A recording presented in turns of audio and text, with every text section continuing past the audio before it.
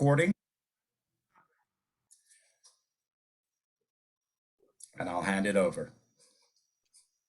Hi, everybody. Welcome to the Ranger Cellar series with Benchmark Wine. I'm joined by William Davis from Wilson Daniels. Today, we're going to be talking about the Amarones from Romano del Forno. We have today the 2011 and the 2013 vintages, a string of two amazing wines from the great vintages of 11, 12, and 13 from Del Forno. Will, you want to tell us more about these wines? Certainly. And, thanks for everybody for joining us. I think as we get into the holiday season, these are the type of wines, especially if you're having some richer, more powerful, foods and proteins on the table, braised meats or prime rib. These are the wines that you'd love to have on any table. So when we think about Dal Forno, before we actually get into that, well, I think what's important for us is to really understand one where Valpolicella is, and specifically where Dal Forno is in relation to many of those other great producers. So if you can see the screen here, and I presume that you can, Tom, and everybody else, this is essentially the Valpolicella Classico zone between Lake Garda as you get into Bardolino, and then from San Cariano all the way through the classic finger valleys of Negrar and Fumane and Murano. But if you come out here, just slightly to the north, should I say the northeast of the city of Verona, there's another very, very, very long finger valley, and that is the Alassi Valley. And this is also not only the longest, but the highest in elevation. So it's about 200 feet higher than these finger valleys, specifically Bertani, and then further west into Negrar. So as we look north in this very long finger valley, you see another producer called Corte Sant'Alda, another fantastic producer of Amarone, as well as Valpolicella. But this is right on the border, actually at the top of this hill here, on the top of this slope, is where you're going to get into Soave. So Garganiga and Trebbiano, but really marked by a little bit of volcanic activity as you get into the Dolomites. But here is where Dal Forno is located. So you've got to think about, one, the quality of fruit that you get from this area here that is generally tended to be forgotten about because we always think about the Classico zone. So when you think about the brand history of Dal Forno, it's not a winery with an awful lot of history. We've only got two generations, starting with Romano in 1983, but he learned how to make wine by studying under Giuseppe Quintarelli. And for many of those great producers in Valpolicella, you might think of Tomasi or Bussola.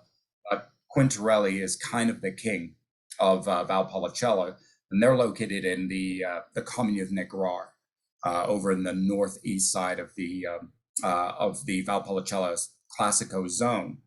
Now, Romano learned how to make wine under him between 1980 and 1986, and he wanted to make these wines that were built for aging, had the intensity, the richness, the power that you would normally expect from Amarone and from high quality Valpolicella Repassos, because you're dealing with a very unique style of winemaking. We think about, many of the great red wines that you find around the world, and they are going to be made not in this style, meaning that the fruit is usually going to be coming into the winery fresh, and then it is going to be pressed and aged in fermentation vats, whereas the wines of Amarone, these wines are made in a very, very different way, where the fruit is dried in these drying rooms. Now, the thing that Dal Forno does that a lot of other producers don't do in Valpolicella is that they have a patented drying system that Romano himself created. So a lot of producers, they may opt to utilize things like humidification or anti-humidification in their drying rooms in order to glean or pull most of that moisture out of the grapes over a period of 60 to 90 days. Well, what Dal Forno does is that they look at all of the grapes being dried that come into the winery. So they want all of the fruit to be treated exactly the same as it's sitting in that drying room. So if you didn't have these fans that go from floor to ceiling, you would usually end up with the drying mats with the clusters and the grapes on them that might have different levels of drying. Here, you've got that consistency from beginning to end. And the key here is to make an extremely consistent wine year in and year out. So it's pretty fantastic what they're doing at Dal Forno. I'll actually go back here because I want you to think about what Dal Forno does as well in terms of working in the vineyards. Now, most clusters of Corvina, Rondinella, Molinara, the grape varieties that are dominant in Valpolicella and specifically in the Amarone, is that because you're drying that fruit, I use the analogy of imagine if you had a prime rib, a full primal, and you decided to age that for 21 days. Well, you would lose, 20 to 25% of the volume because as that prime piece of meat ages, you're going to lose a lot of that moisture. Well, imagine if you decided to do that with a Wagyu primal instead of using a regular primal. For many people, because the Wagyu is so rich and it's so high in fat, that it's almost a waste to dry age it or to wet age it because you don't really need to lose any moisture. But the same thing that Dal Forno does here is that they only take the heart of the cluster. So the rest of the cluster on the vine, they drop that fruit to the ground. They do not use it for any production at all because they believe that the heart of the cluster is the only part of the grape cluster that's deemed good enough or of high enough quality for the grapes to be dried and in resulting making a wine of this quality. So that's why these wines are going to be more expensive, but it's a very similar process that Quintarelli utilizes in their vineyards in Negrar. So you can see that, once it comes into the winery and then it goes here into the cellar, all of these are brand new oak barrels. So there is an approach to modernity that you don't necessarily find with a lot of other producers because they might be utilizing, oak barrels that have been used. And this doesn't mean to say that one's better than the other. It means that you can get a range of styles and it can be a really exciting region to delve into and have a number of different producers in your cellar from, this highly regarded region. So when you think about Amarone, and I'm actually going to have this kind of like a back and forth discussion with you, Tom, because I think that, the work that you've done both in restaurants that are more steakhouse driven as well as being more Italian driven.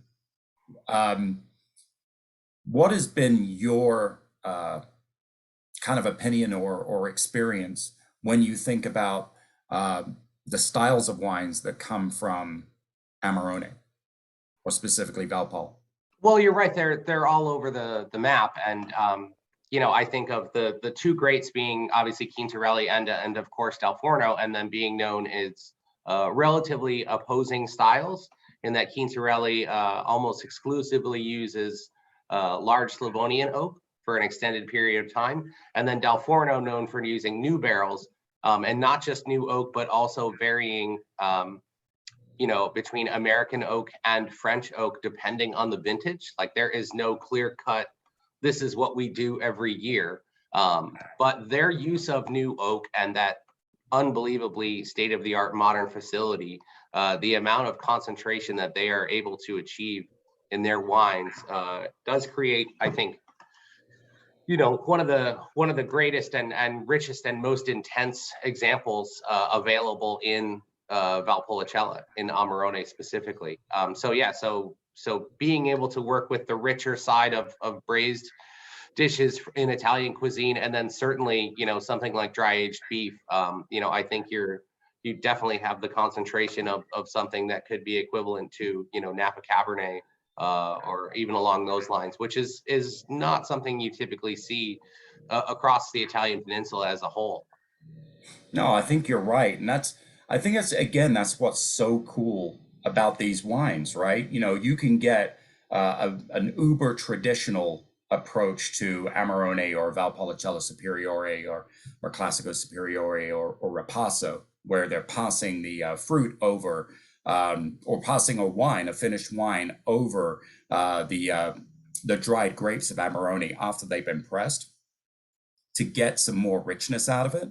But there's a lot of those wines because of that very traditional approach, where the fruit tends to be not only more of a pruny note, but also the wines tend to have a little bit more of a volatile acidity, because you need that natural acidity and that volatile acidity to counteract all of the richness and power in that dark brooding fruit, as well as some of the alcohol, right? Um, when you have this modern style, you can still get the acidity, you know, but you're not trying to make a wine that has this, this kind of volatile acidity because of the use of oxidation. Here you've got wines because they're being aged in a completely inert fermentation vessel, as well as going into new oak, where the staves hadn't had a chance to expand and contract that you might have with some of the older, larger Slovenian. That you will get some natural oxidation in those wines. Here, I dare say, it's almost reductive. Now, Wines I had are, the chance to visit the facility yeah, in April in 2019 when I was there at Vin Italy, and I got to go with the Wilson Daniels team. And if you can look at those large fermentation tanks, you can see that they are actually they're vacuum sealed yeah, to prevent that oxidation. And then also when you talk about volatile acidity, that's something that can happen when you have something that is so high in sugar and you're trying to ferment to dryness.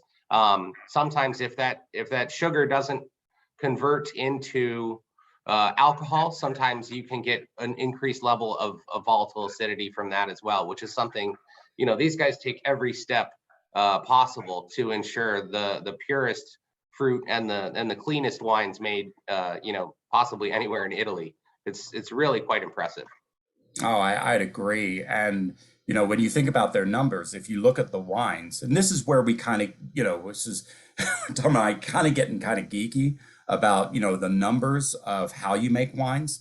But there's a little known law in Amarone, for everybody that's listening, in that when it gets above 14% alcohol, you can actually change the amount of residual sugar uh, that's allowed to be in the wine based on how much alcohol. So the higher the alcohol gets, actually the higher the sugar levels can increase, so that you don't have a wine that's closer to 17 or 18% alcohol by volume because of the richness and the dried fruit that you're getting. So a much higher concentration of sugar to juice, right? So there's a lot of wines made in Amarone or made in Valpolicella, as an Amarone, that will tend to be, somewhat sweet even, right? Because, you need to leave that residual sugar in the wine.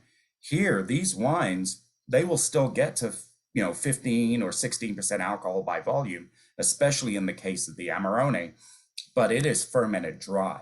It is incredible, the amount of work that they do both in the vineyard and in the winery to create a wine that has that balance, because it's a very rare example when you can pull that off. Yeah, I think it's definitely a style that many people, wish to imitate or emulate, but very difficult to do. Um, So true. So with the Amarone, and for anyone that has ever tried the Valpolicella Superiore, the Valpolicella Superiore is an Amarone. Because all of the, like I mentioned, all of the fruit that comes into Dal Forno, into the winery from the vineyards is dried. So it's all treated exactly the same, and then it goes into the drying room, on the top floor. But what they decide to do is that there are younger vines or younger vineyards that will go into the Valpolicella Superiore, and that'll be aged or dried for a period of 30 to 45 days, depending on the vintage. Now, for the Amarone, these are usually the older vines, some of the top vineyards that they've isolated and identified as being of the quality that their Amarone should be. And those wines will be, or that fruit will be dried for a full 90 days. So, when you think about the Amarone is going to have a slightly higher level of alcohol compared to the Valpolicella Superiore. But also, when you dry it for an additional 45 days, you're losing so much liquid or juice in the grapes that's why these wines are extremely rare, and also why they command the price point that they do, because it takes an entire it takes essentially for every 6 bottles of Valpolicella Superiore is how you're going to make 1 bottle of Amarone. It's insane how, again, how rare the Amarone can be, because it takes so much work to make 1 bottle of Amarone. So they work with Corvina, they work with Rondinella. They don't work with any Molinara, funnily enough, but they do love Osleta and Croatina, 2 other lesser known grape varieties.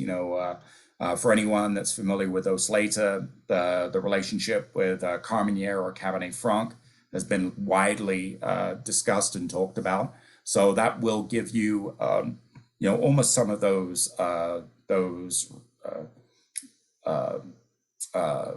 black pepper, high-toned green pepper, some pyrazine, possibly some rotundone kind of notes, give it you a little bit of spice and some herbal characteristics compared to the high-toned red, blue, and black fruits that you'll always find with Corvina and with Rondinella.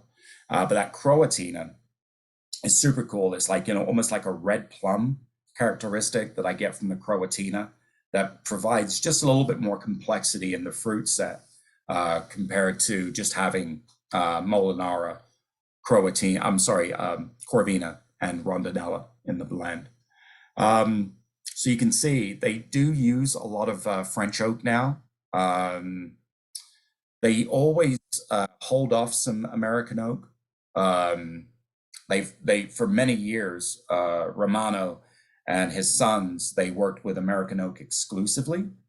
So if you taste some of the wines, not the 2011 and 2013, of course, but anything from 2003 to 2010, you will notice the American oak driving those wines, as opposed to more of a French oak style that we've seen more recently. So let's talk a little bit about the 13 vintage first of all. 13 was in Valpolicella, they refer to it as a 3 out of 5 star vintage. And the reason for that was that in 2013, the growing season was actually excellent. It was of really, really high quality. I mean, there was a fair amount of rain early on in March, April, and early May. So there was some unevening of berry set, and the flowering was much smaller or lower. It usually is. So you've just got less fruit on the vine, more concentration. And then July and August were very warm. So everything was looking to be like a vintage very similar to 2009, which was an incredible vintage in Valpolicella and for Amarone production. But there were some very, very heavy rains that came at the end of August and beginning of September. And that really brought down the quality of that vintage. But here's something that they don't really talk about is that all of that rain was focused in Valpolicella Classico. It didn't necessarily happen in the Alassi Valley to the east. So in 2013, this was one of the best vintages that Romano and his sons made. But again, it's no different when you look at some of the climatic influences that you might have in the valley floor for Napa, right? Sometimes what happens in Rutherford or Oakville will be very different than some of the climatic conditions you'll find in Atlas or up in Howell or or in Diamond Mountain. So I think that's why it's also important to really look at some of the valleys that the fruit is coming from, rather than putting Valpolicella as a region into one kind of monolith. Yeah, absolutely. I think if you look at using that example, if you look at the 2011 vintage, right, which for Valley Floor was in Napa was pretty tough. But if you go and get some of those mountain fruit examples in 2011, it was much drier, and those wines are, comparatively speaking, of higher quality. And so to make that comparison of having Del Forno be another 1,000 feet higher in elevation, and as you said, just a little further to the east, you're right. Everything is certainly not uniform in a lot of growing areas. So true. But talking about 2011, when you think about the 2011 vintage, everything was working extremely well throughout the entire Valpolicella Classico zone, as well as the Valpentana, where both Bertani and Dal Forno are located.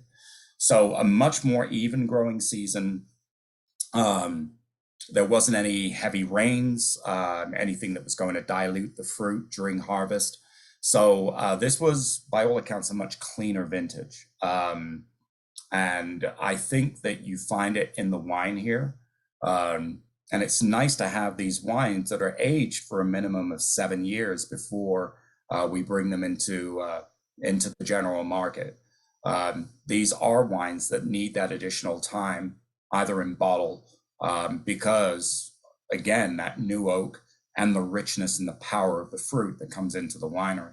So these are wines that will age for 30, 40 years without a problem, which is why they're perfect for the cellar, right? But we do want to be cognizant and respectful of the fact that you almost, you want some of those wines to be ready to drink. There's no point in buying a wine and saying, I can't touch this for another 10 years, for their current release. And that's why we hold the wines back with the assistance of the family and of the estate.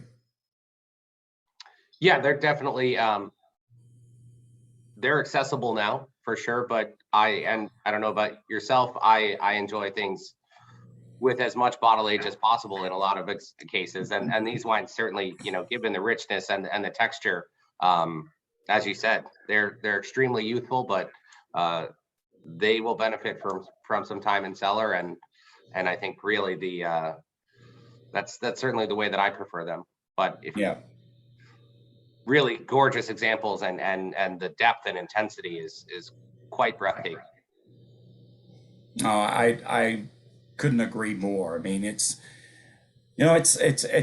funny when you think about, okay, when you think about building a cellar, right? Is this a long-term project? Are you building a cellar that you just always want to go down into the cellar or up, depending on wherever you are, and just pulling something out the cellar and saying it's ready to drink? Or are you buying wines in the hope that maybe this is a legacy that you're going to pass down to your kids, your grandkids? And the cool thing about Dal Forno is that when you get wines like this, their use and their applicability is ideal for either reason.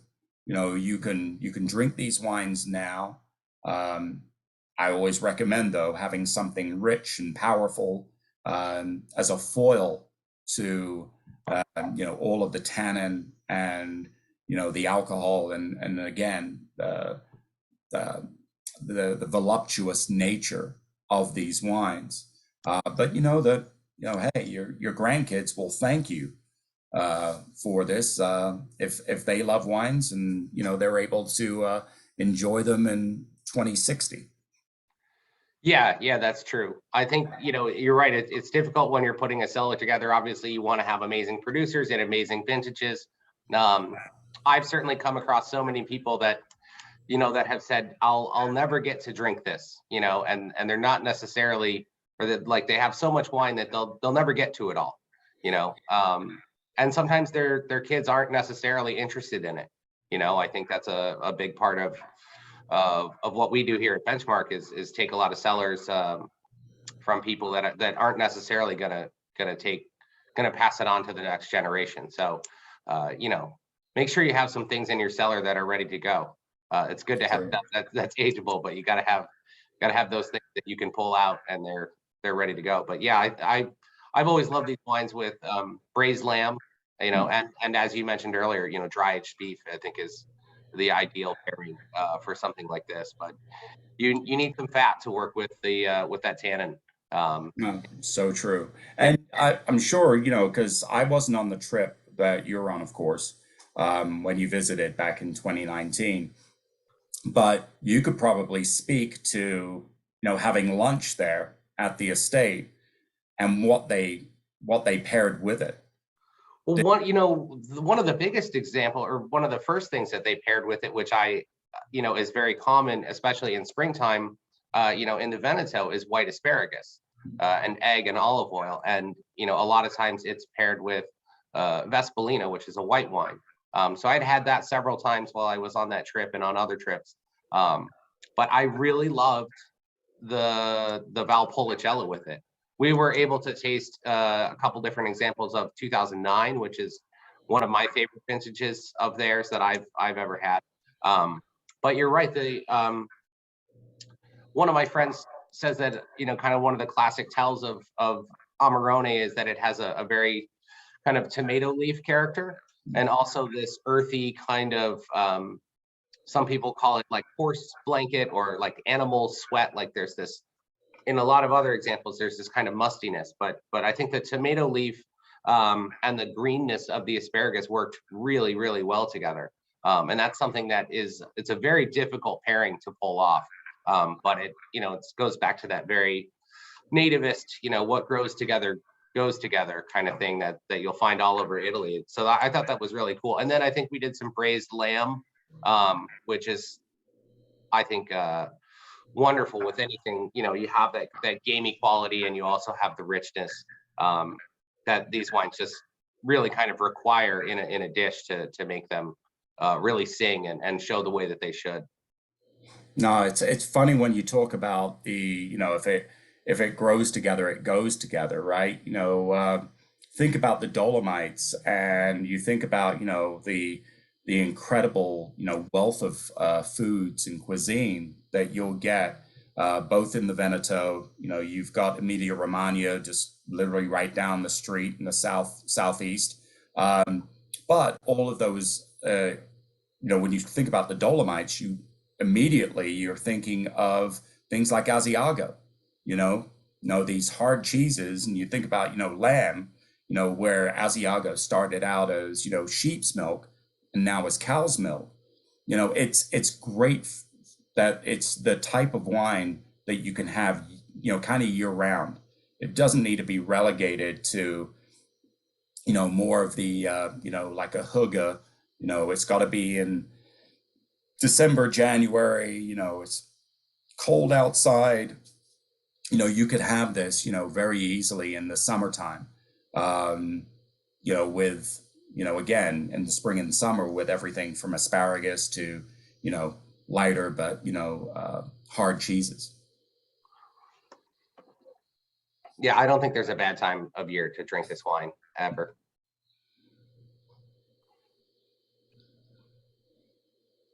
So in your opinion, What do you see between the 11 and the 13? Because I apologize, um, at altitude. I'm drinking a little Topo Chico. So since you have the 11 and the 13 in front of you, what did you notice between the where the 11 is to where the 13 is? Did you see, more of a uh, an ability for the 11 to be a little softer than 13, or conversely, did you find, like the 13 to have this much riper fruit or more upfront fruit profile? I mean, I think they're both spectacular. Yeah, I would say that, texturally, I think the 11 is a little more, ready to go. Aromatically, they're both extremely complex. And I think there is, from what I've read, there's a little bit of vintage variation. Apparently in 11, they did not, or they didn't quite have the heat spikes that a lot of other people suffered. Even though it was a relatively warm vintage, which is fine if you're gonna, dry your fruit out anyway.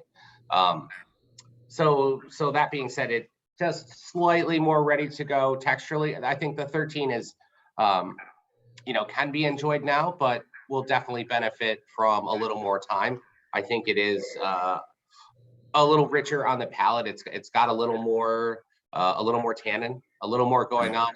I think the intensity of the aromatics, are just turned up to 11 even, like they're both pretty intense, but this is I really get, a lot of that spice cake, and there's a beautiful kind of espresso mocha character. You got that very dark plums, and a lovely kind of lilac and violet floral characteristic as well. You do get a bit of that tomato leaf that I was talking about.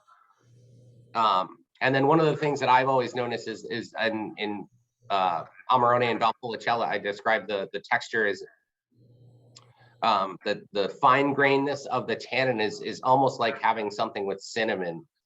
It's got that slight you feel it texturally. It's certainly not what I would call gritty, and it's not it doesn't attack it, but it just has that kind of spice character to it on the finish that I think is just wonderful. Um, Yeah, it's almost like a dusty or velvety kind of tannin, or yeah, a structural attack, you know, where, and I think that, certainly has something to do with, the types of grape varieties that you're working with, right? Dealing with Corvina and Rondinella and Osleta, as opposed to maybe dealing with, the types of grape varieties that may more associate more readily with tannin, whether, and certainly dark fruits. You think about the Bordeaux grape varieties, or even Sagrantino, right? If we were thinking, right. Well, yeah, where, yeah, I mean, the tannin is certainly there, and I'm not trying to forego, grape varieties like Nebbiolo. I mean, certainly got a lot of tannin there. But usually you never think about those, except in the examples of Valtellina, where there's going to be some dried or some desiccated fruit notes, with those wines.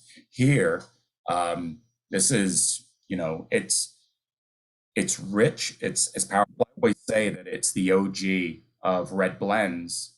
Like anyone that, has been a big fan of, the onslaught, and I don't mean that in a bad way. I just mean in the proliferation of big, powerful red blends coming from California and the Pacific Northwest. Well, this is kind of where it all started, even though it's got a relatively young history for Amarone. Really, this style didn't start until the end of World War II, really. Um, but you look at a wine like the Prisoner, and I'm putting out these names because at least you can understand the style that we're talking about. Something like the Prisoner is, it's a wine that's really, it's a hodgepodge of different blend of different grape varieties. You've got Syrah, Zinfandel, Cabernet, all of these different grape varieties in there, giving you certain levels of red, blue, and black fruits. Well, you can get that from Amarone, with these very, rich and heady styles, but sometimes with a little bit more marked acidity that's going to allow it to age very well. And, for anyone that wonders, well, I don't really understand Amarone, or I'm not too familiar with or comfortable with Italian wines, if you put them in that kind of realm of, well, if you like this, then you'll probably be able to appreciate this. It's a good way for people to be able to say, you know what, maybe I should have some Amarone or another regional grape variety in my cellar. Yes, yeah, absolutely. I think Amarone is definitely the gateway drug for California Cabernet drinkers, getting into Italian wine. And it's also because of the romance behind the winemaking and the idea that it is bigger and richer, and sometimes does across the board have a touch of sweetness, appeals to the American palate. And then you're looking at Brunello and Barolo. Brunello can be a lot like Bordeaux, but without the new oak.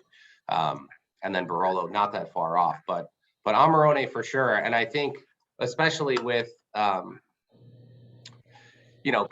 and pastas, you have that beautiful red fruit, but you have that acidity that will work with tomatoes and work with things like that, but retains that freshness.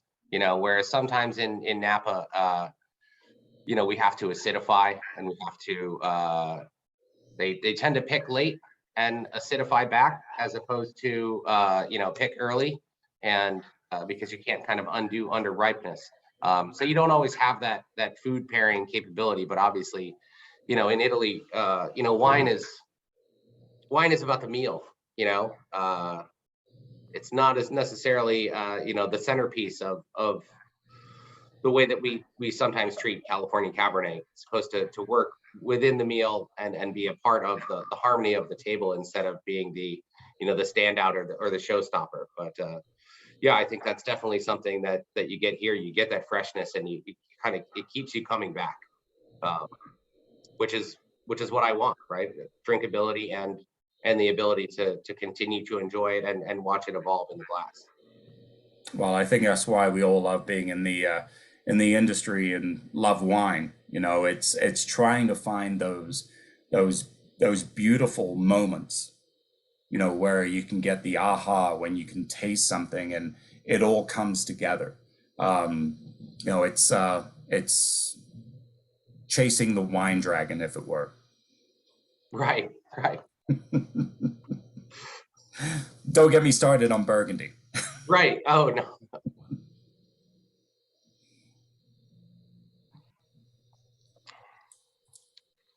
So, just in case you ever wondered, I mean, when it comes to Dal Forno and some of the press and the accolades, feel good in that, the top producers year in and year out will get the highest scores. And some people love the confirmation or the affirmation that the some of the publications, look at these wines in a similar light in terms of them being world class. Um, but the scores will continue, even with you think about a vintage like, 2013, 98 points Parker, you know, 96 for the 2012, but 97 for the 2011. It's funny when you look at these. It's like, again, when we talk about the difference between, 11, 12, 13, it's shaving, hairs. It's like splitting hairs in, well, which one do you prefer? Which one's better? Well, I think that they're all going to be pretty fantastic. No, and so 11, 12, 13, three amazing vintages, and then they didn't make any wine in 14. Is that right? Well, they didn't make any Amarone. Okay, okay. That was declassified into the Valpolicella Superiore, which in itself, might be the best Valpolicella Superiore Right. just made, period. It does come with a price point that it's going to be a lot more expensive than any other Valpolicella Superiore out there, with the exception of maybe Quintarelli. But I think that having all of that fruit declassified that would have normally gone into the Amarone going into the Valpolicella Superiore, that's a wine that, and it's ready to drink because it doesn't have the structure of some of the other vintages. But yeah, they came back strong with the 2015. We're already sold out of our 2015s. The 2015 Amarone, however, will be released in spring of 2022. Okay. And keeping in line with that 7 years of aging. Beautiful. Yeah, I always, you have to think that people are paying attention to the scores. It also got some great press from Venice, which is a periodical that I always keep up with. I just tend to agree with his palate, and I think he's can sometimes be a little more discerning or Yes. extremely discerning, which I appreciate. It's you have to find someone whose palate you agree with.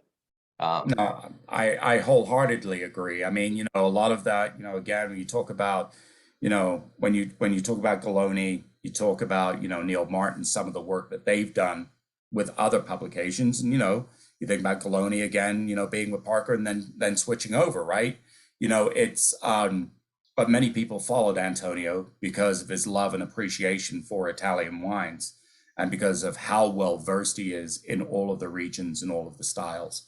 So yeah, I'm with you. I mean, Venice is a great bellwether for if you're trying to get an understanding of who makes the best wines in Italy. Venice is the way to go.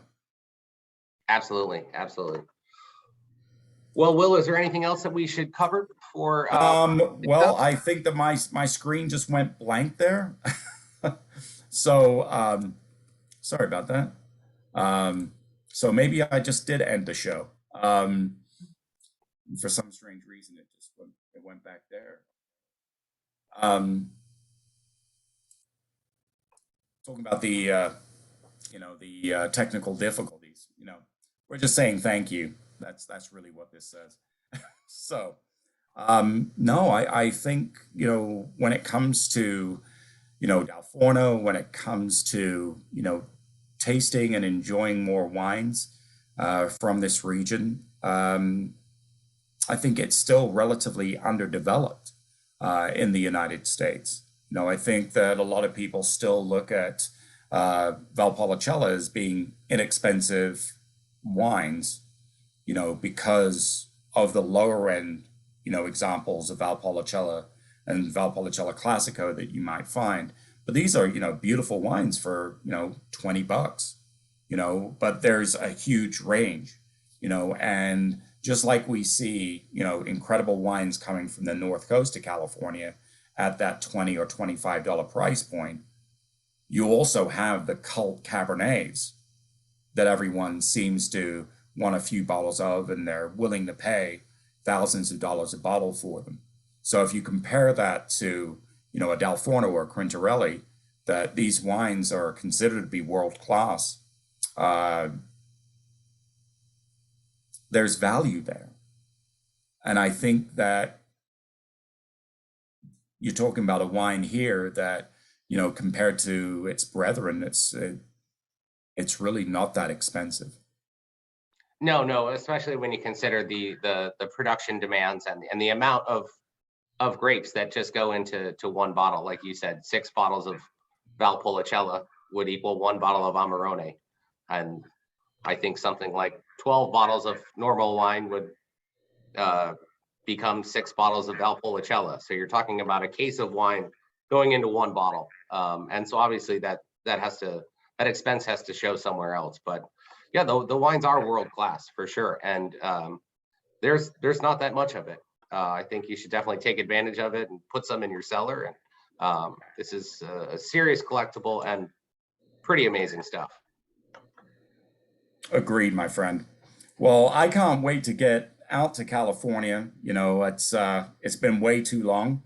The COVID, and the reason why we're doing a lot more virtual is unfortunately the reason that I haven't been able to travel out to the Bay Area. So I can't wait to get back out there and see you guys. All right, can't wait for it ourselves. Well, thank you very much, everyone, for joining us, and thank you from Benchmark Cellars for joining the Rager Cellar event. Please get online and feel free and acquire these wines, put them in your cellar, and don't forget to buy all your champagne early this year. That too. Thanks very much, Will. Take care. Have a great day. You too. Bye, guys.